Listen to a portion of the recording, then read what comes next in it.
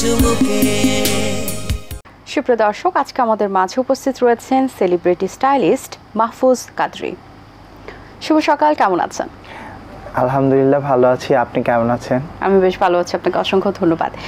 শুরুতেই জানতে চাই যে সেলিব্রিটি স্টাইলিস্ট হিসেবে এখন কাজের ব্যস্ততা কেমন এবং আগামীতে আর নতুন নতুন কি কাজ নিয়ে কাজ করছেন? যেহেতু অ্যাজ এ সেলিব্রিটি স্টাইলিস্ট হিসেবে কাজ করি, এটা আসলে অনেকে একটা ভুল ধারণা মনে করে যে সেলিব্রিটি স্টাইলিস্ট মানে সেলিব্রিটি হতে হবে, এরকম কিছু না। যেহেতু সেলিব্রিটিদেরকে নিয়ে আমার কাজ, এই জন্য এটাকে সেলিব্রিটি স্টাইলিস্ট বলা হয়। তো প্রতিদিনই কোনো না কোনো ইভেন্ট বা কিছু না কিছু সেলিব্রিটিদের ছোট ছোট বিউটি রিলেটেড যত রকমের হেল্প বা ওদেরকে যত রকমভাবে সুন্দরভাবে প্রেজেন্ট করার জন্য আমার কাজ।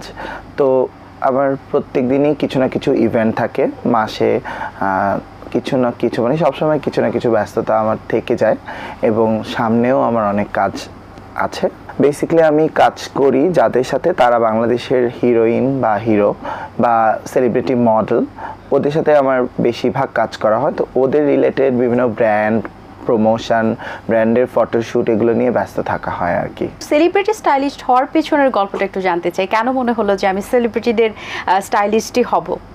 এটা আসলে তো কেউ কখনো নিজের কাজটা হয়তো প্যাশন থাকতে পারে, আপনি স্টাইলিংয়ের প্রতি একটা ইচ্ছা থাকতে পারে বা আপনার পছন্দের কাজ হতে পারে, বাট সেটা যে সেলিব্রিটিদের সাথেই হবে সেটা তো এরকম কোনো কিছু ফিক্স থাকে না। বাট আমার হয় কি, আমার সেলিব্রিটিদের সাথে এত ভালো বন্ডিং হয়ে গিয়েছে, পার্সোনাল রিলেশনশিপ, এত ভালো ফ্রেন্ডশিপ হয়ে গিয়েছে।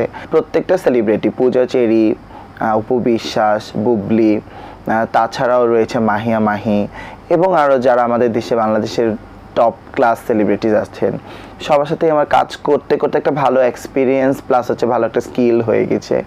দ্যাটস ওয়াই ওদের সাথে আমার যে একটা বন্ডিং হয়েছে, ওটা থেকেই সেলিব্রিটিদের কাজই বেশি করা হচ্ছে। তাছাড়াও অনেক কাজ যদিও করি, বাট সেলিব্রিটিদের রিলেটেড কাজই আমার কাছে বেশি আসে। সেলিব্রিটি স্টাইলিশ হতে গেলে কি কি যোগ্যতা থাকা প্রয়োজন? প্রথমে সবচেয়ে বড় যোগ্যতা হচ্ছে আপনার রুচি, জ্ঞানবোধ।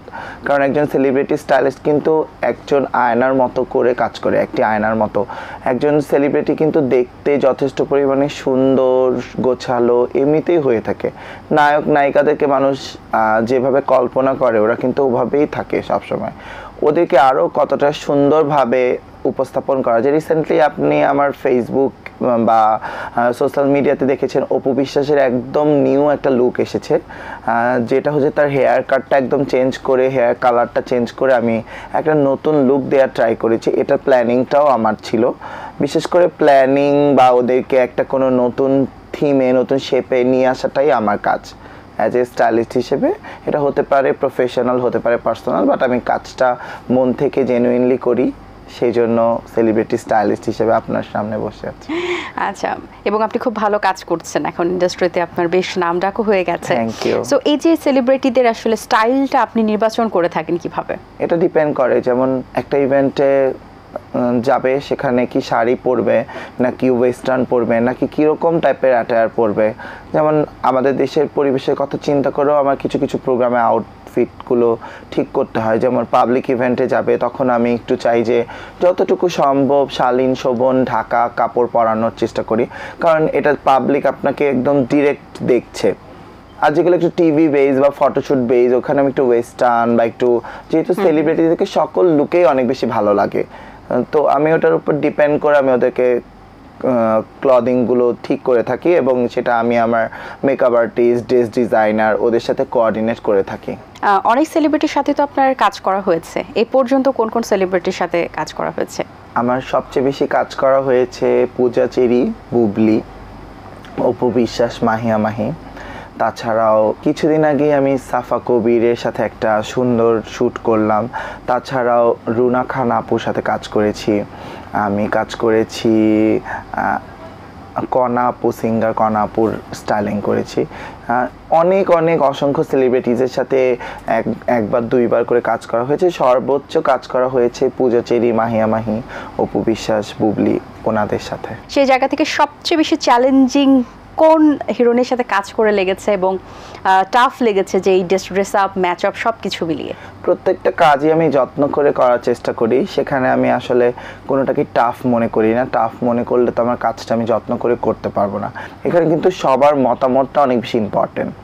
আমি চাইলেই আমি সিঙ্গেলি যদি মানে বলে দিলাম যে কোনো কিছু একটা পরে ফেলেন, এভাবে কিন্তু স্টাইলিং হয় না। স্টাইলিংয়ের জন্য অনেক মাথা ঘাটাতে হয়, অনেক ঠান্ডা মাথায় চিন্তা করতে হয় এবং প্রোগ্রামের থিমটা সবসময় চিন্তা করেই তাকে রেডি করতে হয়।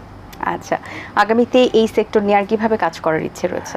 এই সেক্টর নিয়ে তো আমি স্টার্ট করেছি, যেহেতু আমার চিন্তা যেহেতু এই টাইপের প্রফেশনটা কিন্তু বাংলাদেশে অ্যাভেলেবেল না। আমরা গানের সিঙ্গার দেখেছি, নৃত্যশিল্পী দেখেছি, এরকম নায়ক দেখেছি, নায়িকা দেখেছি, স্টাইলিস্ট হিসেবে যে মানুষ কাজ করতে পারে এই প্রফেশনটাই মানুষ নতুন করে জানছে। তো সেই ক্ষেত্রে কাজটা যতটা সুন্দরভাবে গুছিয়ে করা যায় এবং যারা আমার সাথে কাজ করছে তাদেরকে যতটা সুন্দরভাবে হাইলাইটেড করা যায়, এটাই আমার ভবিষ্যৎ পরিকল্পনা। এবং মানুষ তো যত বেশি কাজ করবে তার স্কিল ডেভেলপমেন্ট হবে। আমিও চাবো যেন ভবিষ্যতে আমি আরও ভালো কাজ করতে পারি, আরও সুন্দরভাবে কাজ করতে পারি। আচ্ছা, যারা এই সেক্টরটাতে নতুন আসতে চান বা শিখতে চান তাদের ক্ষেত্রে কি কোনো পড়াশোনা ব্যাকগ্রাউন্ডে থাকতে হয় কিনা, ফ্যাশন ডিজাইনার বা কিছু, তারা আসলে কিভাবে এই প্রফেশনে আসতে পারবেন? পড়াশোনা তো অবশ্যই অপশন আছে, বাট এটা এরকম না যে আপনি একটা স্কুলে ভর্তি হলেন আর স্টাইলিস্ট হয়ে গেলেন, বা আপনি একটা প্রতিষ্ঠানে গ্রুমিং করলেন হয়ে গেলেন। গ্রুমিংটা অবশ্যই ইম্পর্টেন্ট, সেটা হচ্ছে কি আপনি যে জিনিসটার প্রতি আপনার নেশা আছে। যেমন আমি পড়াশোনা করেছি আইটিতে, একটা বেসরকারি বিশ্ববিদ্যালয় থেকে আমি বিএসসি করেছি, বাট আমার আইটি রিলেটেড ওরকম কাজ কিন্তু করা হয় না। ওই ক্ষেত্রে দেখা গিয়েছে স্টাইলিংটা আমার ছোটবেলা থেকে একটা প্যাশনের মতো ছিল, তো ওইটা আমি বেস করে কাজ করছি। তো এটার প্রতি কিন্তু আমার কোনো স্টাডি ছিল না। স্টাডি ছিল মানে আমার প্রচণ্ড আগ্রহ, আমি সার্চ করতাম। যখন আমি স্টাইলিং করতাম প্রথমের দিকে তো ওরকম ফেসবুক, ইউটিউব অত বেশি অ্যাভেলেবেল ছিল না। আমরা কিন্তু ছোট ছোট কাজগুলো গুছিয়ে করে করা ট্রাই করেছি। এখন তো অনেক রেফারেন্স পাওয়া যায়, অনেক লেআউট পাওয়া যায়, চাইলেই যে কোনো একটা ভালো কাজ করা যায়। তো সেই ক্ষেত্রে যারা স্টাইলিংয়ে আসতে চান বা এই প্রফেশনে নিজেদেরকে দেখতে চান, অবশ্যই প্রথমে কাজের প্রতি যত্ন এবং ভালোবাসা থাকতে হবে। আপনি যেই কাজটাই করেন না কেন, ওই কাজটার প্রতি যদি আপনার মায়া না থাকে, আপনি কখনোই সুন্দরভাবে করতে পারবেন না, করা যায় না আসলে। আপনার এই সেক্টরে আর কারা কাজ করছেন? অনেকেই কাজ করছে, অনেক সিনিয়র মানুষ কাজ করছে। কেউ শুধু ফ্যাশন স্টাইলিং করে, কেউ সেলিব্রিটি স্টাইলিং করে, কেউ লুক চেঞ্জ স্টাইলিং করে, অনেকেই আছে। এখানে আমি একজন দুইজনের নাম বলে বাকিদেরকে ছোট করব না। আইকন হিসেবে কে আছেন? আমার আইকন হিসেবে আমি তো সবসময় পছন্দ করি বাংলাদেশের সুপার মডেল এবং অভিনেত্রী নৃত্যশিল্পী সাদিয়া ইসলাম মৌ।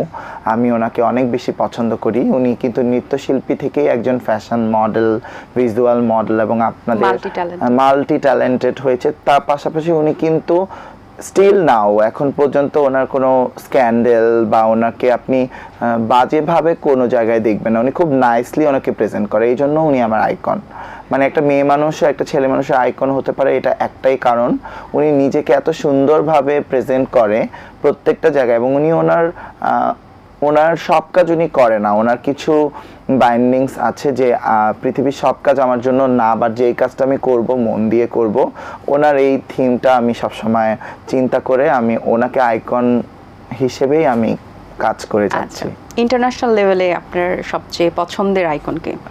আমার অনেক বেশি ভালো লাগে ঐশ্বরিয়াকে, তার পাশাপাশি শাহরুখ খানকে অনেক ভালো লাগে। এরা যেহেতু আমাদের ইন্টারন্যাশনালি উপমহাদেশের অনেক বড় সেলিব্রিটিস এবং ওদের জনপ্রিয়তা, ওদের কাজের স্কিল আমার কাছে অনেক ভালো লাগে। তাছাড়াও ডিজাইনারদের মধ্যে অনেক ভালো ডিজাইনার আছে, যেমন মানিশ মালহোত্রা, সাব্বিরসাচী। ওনাদের কালেকশনের কাপড়, ওনাদের স্টাইলের শ্যুট আমার কাছে অনেক ভালো লাগে। যেহেতু আপনি বলছিলেন আপনি আইটি সেক্টরে ছিলেন, পরিবার থেকে কতটা সাপোর্ট পেয়েছেন?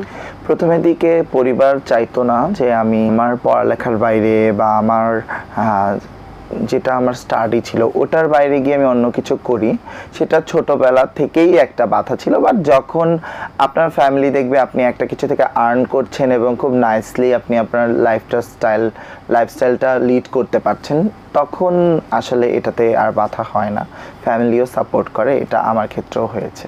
কোন সেলিব্রিটি বাংলাদেশের মধ্যে, আপনি বলছিলেন একজনের কথা, বাট আমি যদি হিরোইনের কথা বলি, এখন যারা নতুন প্রজন্মে কাজ করছে তাদের মধ্যে কার সাথে কাজ করে আপনার ব্যক্তিগতভাবে ভালো লাগে, এবং কার সাথে কার কাজগুলো আপনার বেশ মনে হয় যে না ভেরি নাইস? সবার সাথেই অনেক ভালো লাগে, বাট আমি বলবো পূজা চেরির কথা। পূজা চেরি অনেক ছোট একটা মানুষ, মানে এখন যত হিরো হিরোইন আছে এদের মধ্যে সবচেয়ে কনিষ্ঠ কিন্তু পূজা চেরি। ওরই বয়সী আরও অনেক হিরো হিরোইন থাকতে পারে, বাট পূজা চেরি যেভাবে নিজেকে যত্ন করে নিজেকে গুছিয়ে কাজ করে, আমার ওর কাছে অনেক কিছু শেখার আছে, আমি ওর থেকে অনেক কিছু শিখি।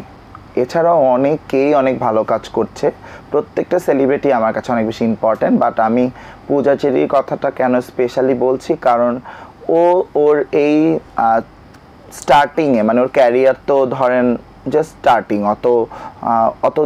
অত দিনের সিনিয়র না, ওর চাইতে অনেক সিনিয়র, অনেক বড় বড় আর্টিস্ট আছে, বাট ওর মতো এত মানে সুন্দরভাবে নিজেকে পরিচালনা করতে আমি খুব কম দেখেছি। তো এখানে আমি ওর কাছে ওকে মনে করি যে ভবিষ্যতের একজন সুপারস্টার। আর মেল আর্টিস্টের মধ্যে যদি বলি, কার কাজ আপনার ভালো লাগে? অবশ্যই শাকিব খান ভাইয়ের কাজ অনেক ভালো লাগে। আচ্ছা। আর তাছাড়াও আমাদের দেশে যারা কাজ করছে প্রত্যেকটা মেল আর্টিস্ট খুব প্রমিসিং, হয়তো তারা ভবিষ্যতে অনেক ভালো কাজ করবে। আমি চাইবো যে আমাদের দেশে সুপারস্টারের পরিমাণ বাড়ুক, মানুষের কাছে গ্রহণযোগ্যতাটা বাড়ুক। আসলে হয় কি যে ফেসবুকে যেরকম আমাদের লাভ হয়েছে, লসও হয়েছে।